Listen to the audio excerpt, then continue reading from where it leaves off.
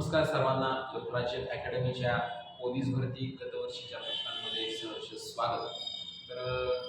ठरल्याप्रमाणे भाग 3 राज्यघटना प्रश्नांचं विश्लेषण घेऊन आलोय आणि पाहूयात आजचे प्रश्न हे नेमके काय आहेत. पहा, पहिला प्रश्न आहे भारतीय राज्यघटनेतील कलम 19 स्वातंत्र्याच्या हक्काचा यामध्ये खालीलपैकी कोणत्या स्वातंत्र्याचा समावेश नाही.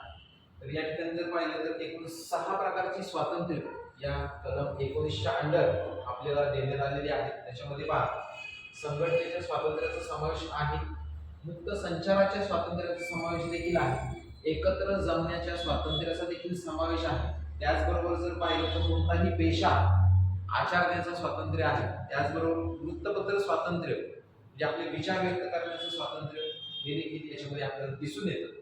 तर शिक्षणाचे स्वातंत्र्य असं कुठलंही स्वातंत्र्य हे कलम 19 अंडर आपल्याला दिसून येत नाही. याचं योग्य आन्सर आहे विद्यार्थी मित्रांनो पर्याय क्रमांक 3 वर्धा पोलीस 2023 विचारलेला होता प्रश्न. पुढच्या प्रश्नाकडे जाऊयात. तत्पूर्वी जर तुम्ही चॅनलवरती नवीन असाल तर चॅनलला लाईक करा, शेअर करा, सबस्क्राईब करा, जेणेकरून तर सामान्य ज्ञान या विषयाचा कुठलाही प्रॉब्लेम कुठल्याही पोलीस भरती करणाऱ्या विद्यार्थ्यांपर्यंत राहणार नाही.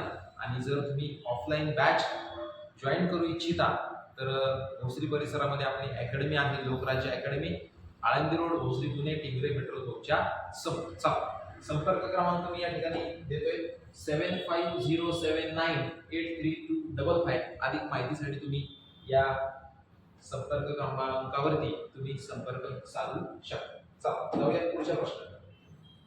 आजचा दुसरा प्रश्न आहे भंडारा पोलीस 2023. प्रश्न विचारला पहा,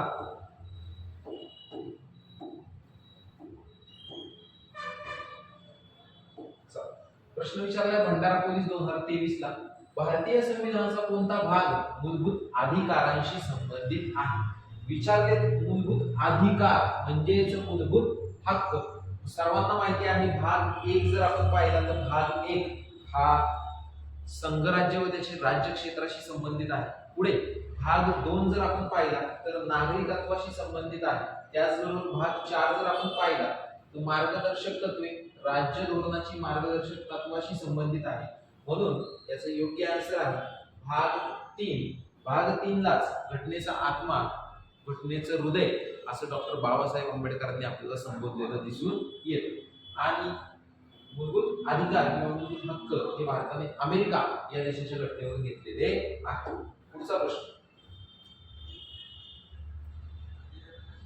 भारतीय राज्यघटनेनुसार धर्म, वंश, जात, लिंग किंवा जन्मस्थळ या कारणावरून भेदभाव करण्यास कोणत्या कलमान्वये मनाई करण्यात आलेली आहे.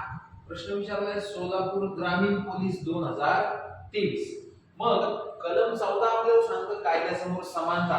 कलम 16 हे आहे याचं कलम 16 जर आपण पाहिलं तर सार्वजनिक रोजगारामध्ये समान संधी असं कलम 16 सांगतं आपल्याला. आणि कलम 17 जर आपण पाहिलं तर कलम 17 अस्पृश्यता बंदी किंवा अस्पृश्यता निवारण. कलम 14 कायद्यासमोर समानता. योग्य पर्याय आहे कलम 15. कारण कलम 15 मध्ये सांगितलंय की धर्म, वंश, जात, लिंग किंवा जन्मस्थळ यावरून भेदभाव करण्यास काय आहे, मनाई आहे. मूलभूत हक्काशी संबंधित आहे कलम 15, जे की भाग 3 मध्ये याचा उल्लेख आपल्याला दिसून येतो. पुढचा प्रश्न,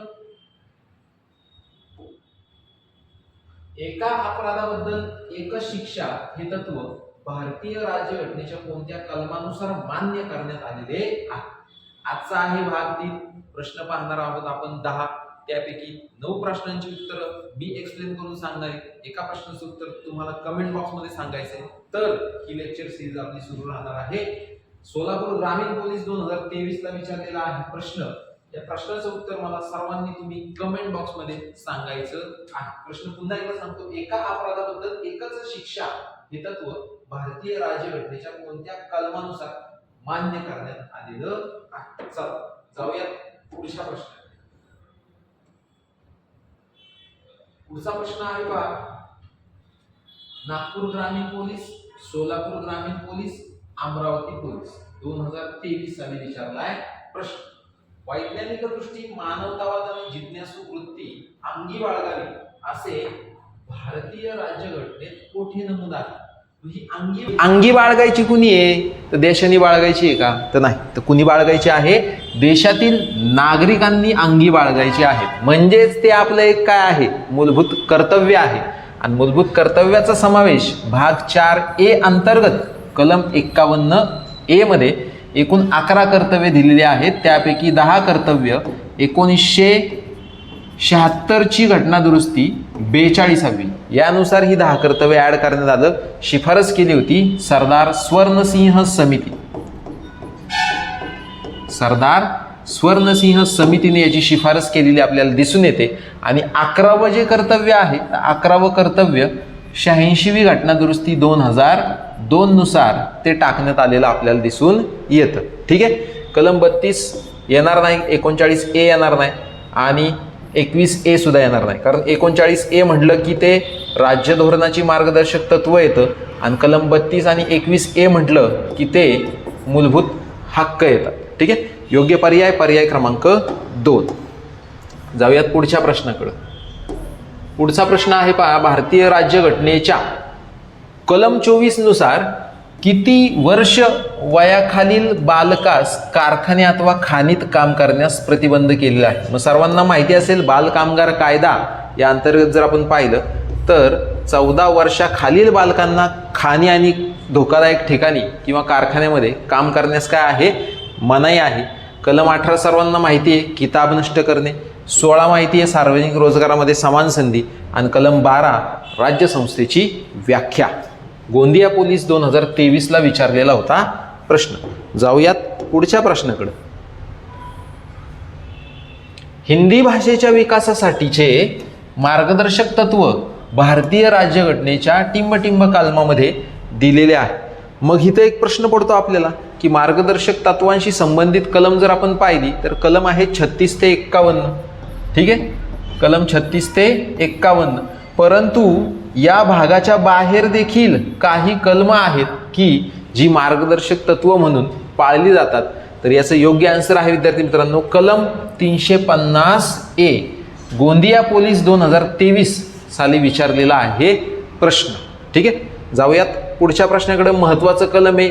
एनी हाऊ कंडिशन तुम्हाला येत्या काळात सुद्धा विचारलं जाईल. हिंदी भाषेच्या विकासासाठीचे मार्गदर्शक तत्व भारतीय राज्यघटनेच्या कोणत्या कलमामध्ये आहे? ठीक आहे. पुढचा प्रश्न. भारताच्या राज्यघटनेतील खालीलपैकी कोणते कलम समान नागरी कायदा लागू करण्याशी संबंधित आहे? युनिफॉर्म सिव्हिल कोड जे की भाग 4 मध्ये याचा उल्लेख दिसून येतो आपल्याला. हे एक मार्गदर्शक तत्व आहे राज्य धोरणाचं. ठीक आहे. मग ह्या मार्गदर्शक तत्वांचा समावेश हा कलम 36 ते कलम 51 दरम्यान होतो. आणि युनिफॉर्म सिव्हिल कोड किंवा समान नागरी कायदा याचा उल्लेख कलम 44 मध्ये दिसून येतो. प्रश्न विचारला आहे गोंदिया चालक आणि ठाणे शहर पोलीस 2023 साली. सगळे मागच्या वर्षीचे PYQ आहेत पहा, त्यामुळे बारकाईने लक्ष द्या. व्हिडिओमध्ये शेवटपर्यंत टिकून राहा. पुढचा प्रश्न. मूलभूत अधिकारांचे हनन. ठीक आहे. आता हनन शब्दाचा अर्थ सांगतो मी तुम्हाला. झाल्यास सर्वोच्च न्यायालयामध्ये भारतातील राज्यघटनेच्या कोणत्या कलमान्वये दाद मागता येते? बरोबर. 5 प्रकारचे रिट्स अर्ज दाखल करून आपण आपले डावलले गेलेले मूलभूत हक्क पुन्हा काय करू शकतो रे? मिळवू शकतो. ज्यालाच घटनेचा आत्मा किंवा घटनेचं काय म्हणलं जातं? हृदय. याचा योग्य पर्याय आहे कलम 32.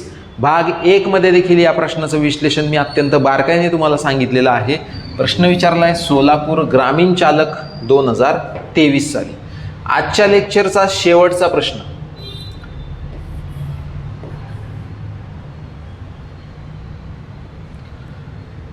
संविधानाचे कोणते कलम हे देशातील प्रत्येक नागरिकाला जगण्याचा मूलभूत हक्क प्रदान करते? जगण्याचा काय? मूलभूत हक्क प्रदान करते. प्रश्न विचारलाय नांदेड चालक 2023ला. मी पुन्हा सांगतो हाच प्रश्न का विचारलाय, कारण सर्वांना माहिती आहे काय की राष्ट्रीय आणीबाणी ज्यावेळेस लागू होते त्यावेळेस सर्व आपले मूलभूत हक्क स्थगित होतात. फक्त कलम 20 आणि कलम 21 वगळता या ठिकाणी योग्य पर्याय आहे विद्यार्थी मित्रांनो कलम 21 व्यक्तिगत व जीवित स्वातंत्र्याचा हक्क. कलम 17 येणार नाही, अस्पृश्यते निवारण आहे.